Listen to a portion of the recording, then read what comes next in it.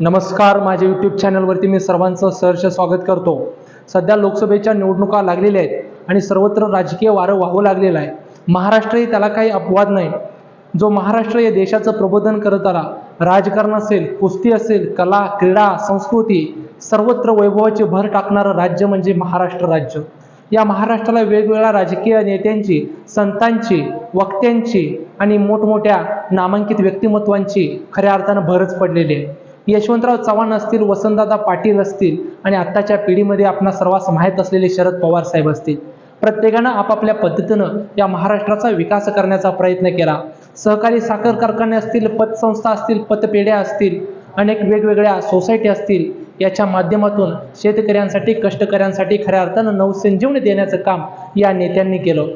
शरद पवार साहेब म्हणजे महाराष्ट्राचं एक जाणतं नेतृत्व, ज्या नेत्याला आजही कोणत्याही नॉलेजमध्ये, कोणत्याही क्षेत्रातील नॉलेजमध्ये ज्याला तोड नाही, असा अजोड नेता म्हणून शरद पवार साहेबांकडे पाहिलं जातं। सध्या लोकसभेच्या निवडणुकीच्या माध्यमातून महायुती आणि महाविकास आघाडीच्या माध्यमातून एकमेकांसमोर दोन युत्या आघाड्या लढत आहेत। याच्यामध्ये शरद पवार साहेब माढा, सातारा किंवा पुणे याच्यातील कोणत्या तरी एका लोकसभा निवडणुकीतून उभे राहावं अशी नवनवीन कार्यकर्त्यांची इच्छा होते।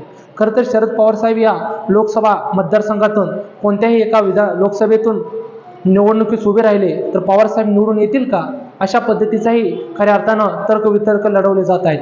खऱ्या अर्थानं शरद पवार साहेबांचं सर्वात मोठं वैशिष्ट्य कोणतं असेल तर ग्रामीण भागातील अत्यंत टोकाच्या गावखेड्यातील सुद्धा जुन्या जाणत्या माणसांना आजही पवारसाहेब अगदी नावानिशी ओळखतात।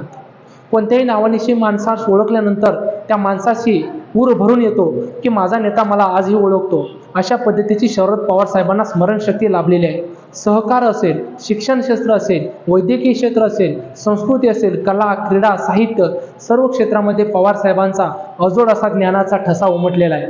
आणि त्याच्याच माध्यमातून पवार साहेबांनी सातारा, सांगली, पुणे, कोल्हापूर या भागामध्ये आपापल्या पक्षाच्या माध्यमातून, राष्ट्रवादी काँग्रेसच्या माध्यमातून तेथील लोकल पातळीवरती अनेक नेते निर्माण केले आणि त्या नेत्यांच्या माध्यमातूनच आपल्या नेत्यांना त्यांनी साखर कारखान्याच्या परवानगी दिल्या, पतसंस्था काढण्यास परवानगी दिल्या, बँका निघाल्या, शिक्षण संस्था निघाल्या आणि याच्या माध्यमातून ग्रामीण भागातील मतदार जो की शरद पवार साहेबांशी जोडला गेला आणि त्यातूनच खऱ्या अर्थानं या महाराष्ट्राचं उत्थान झालं। आणि त्यामुळेच महाराष्ट्रातील जनता आजही शरद पवार साहेब यांच्यावरती विश्वास ठेवते। शरद पवार साहेब कृषी मंत्री झाल्यानंतर शेतकऱ्यांना खऱ्या अर्थानं ठिबक असेल, वेगवेगळ्या योजना असतील, याच्यामध्ये खुल्या मनानं आणि मोठ्या प्रमाणामध्ये सबसिडी देणारा कृषी मंत्री म्हणून आजही शरद पवार साहेबांचं नाव घेतलं जातं। शरद पवार साहेब यांनी महाराष्ट्राचे मुख्यमंत्री असताना किल्लारी भूपगमध्ये जे काम केलेलं आहे ते आजही महाराष्ट्र विसरत नाही आणि त्यामुळे शरद पवार साहेब आजचं राजकारण जरी बदललं असलं, पवार साहेबांची आज सत्ता जरी नसली तरी पवार साहेब यांना मानणारा मोठा वर्ग पश्चिम महाराष्ट्रामध्ये आजही कार्यरत आहे। आणि त्यामुळेच आपण पाहू शकता 2019ला उदयन महाराज लोकसभेचा संसदपटूचा राजीनामा देऊन भारतीय जनता मध्ये प्रवेश केल्यानंतर पवार साहेबांनी साताऱ्यामध्ये आपले मित्र श्रीनिवास पाटील यांना उभं केलं आणि साताऱ्यातील जनतेमध्ये एक हाक निर्माण झाली, ती म्हणजे गादीचा मान वेगळा आणि खऱ्या अर्थानं खासदारकीचा मान वेगळा। आणि त्यामुळंच श्रीनिवास पाटील यांना लोकसभेमध्ये जाणं सोपं झालं आणि त्यामुळंच निश्चितच पवार साहेब यांना पुरोगामी गटाचा मानणारा एक मोठ्या प्रमाणामध्ये वर्ग आहे।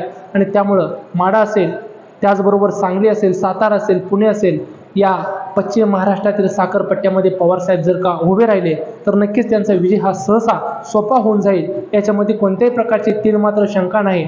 परंतु पवारसाहेब यांनी मोठ्या प्रमाणामध्ये स्वतःला एक वेगळ्या उंचीवरती नेऊन ध्येय ठेवलेलं आहे। नुसतीच एक लोकसभा निवडणूक लढवणं हे पवार साहेबांचं सध्या धोरण राहिलेलं नाही। लोकसभेच्या राष्ट्रवादी काँग्रेस पार्टी शरद पवार गटाच्या चांगल्यातील चांगल्या जागा लोकसभेच्या माध्यमातून संसदेमध्ये कशा जातील याच्याकडे पवार साहेबांचं लक्ष आहे। त्यामुळे पवार साहेब कोणत्या तरी विशिष्ट मतदारसंघामध्ये गुंतून पडतील अशी कोणतीही चिन्ह सध्या दिसत नाहीत। याच्या बाबतीत मला तुम्ही आपल्या कमेंट्सच्या माध्यमातून प्रतिक्रिया कळवू शकता। तुर्तास येतो, धन्यवाद।